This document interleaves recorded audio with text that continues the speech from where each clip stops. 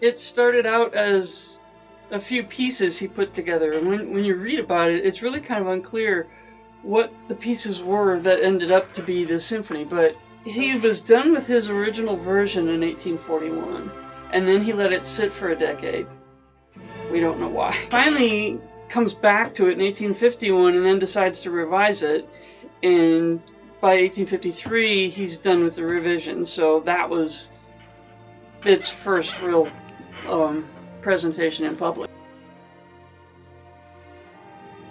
His first movement, and there were four movements, the first and the fourth movement both begin with a slow introduction that introduces the main thematic material before the actual allegro starts. So if we're written in sonata form, you don't normally introduce your main tune until after your introduction is done, and then poof, let's start.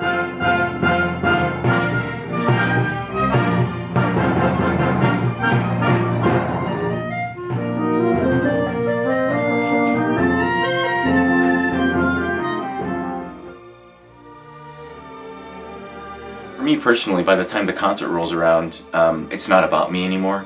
It's about the students and about the music. I mean, I'm here to see the students succeeding.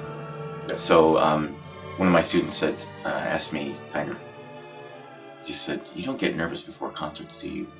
And I said, "No, because if I did, it would mean that I don't believe in you guys." So I don't get nervous because I really believe in the students. By the time we get to game day, I know that the students are going to execute and they know what to do. It's not the most difficult piece to conduct in terms of just the physical aspect of it, but there are some things trying to convey the sound world that Schumann tried to portray. It's kind of difficult because it's not that straightforward, and you have to know something about German literature. You have to know something about the German Romantic tradition to convey things like that are so far away to 18 to 22-year-olds in 2014. That's kind of the hardest thing. And then to make it come alive and for it to be relevant to them. But that's a challenge I love. There's a big violin solo in it, beautiful violin solo in the second movement for the concertmaster. And then also in that movement, there's a beautiful duet between half of the cello section, which is split up into two sections, and then the oboe. Fantastic solo for that. He just uses the orchestra so beautifully.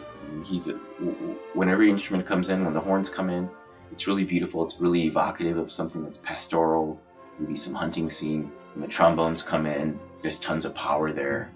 It's just a fantastic piece of music. It really is.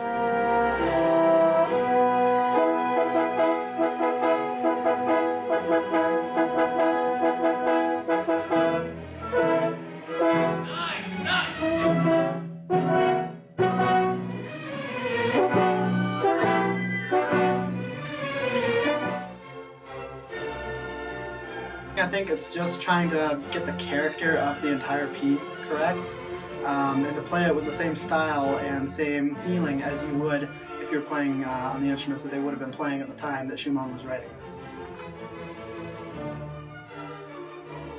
You know, I think one of the best things for myself, and I think a lot of the other musicians, is getting to come together twice a week for 2 hours and just doing something that we all have loved to do for so many years.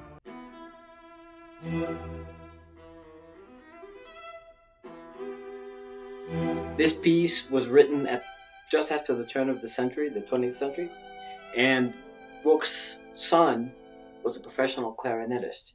So Bruch started by writing the famous trio with clarinet, viola, and piano, the 8 pieces that Dr. Cheeseman and I have played together before. And I thought a good continuation of that, in my opinion, would be for us to team up and play this double concerto. What I enjoy is the collaboration with the students, and as Dr. Park too, it's just, sure, we get to play a lot of chamber music, we play faculty recitals, but this is interaction on a different level with students, and so I think they really appreciate it in turn as well, where we get to know them at a different level and them us too, so I really enjoyed that component of it. it's just a gorgeous piece.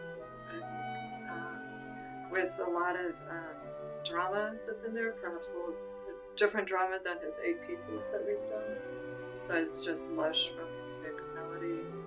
I think that's what they can look forward to.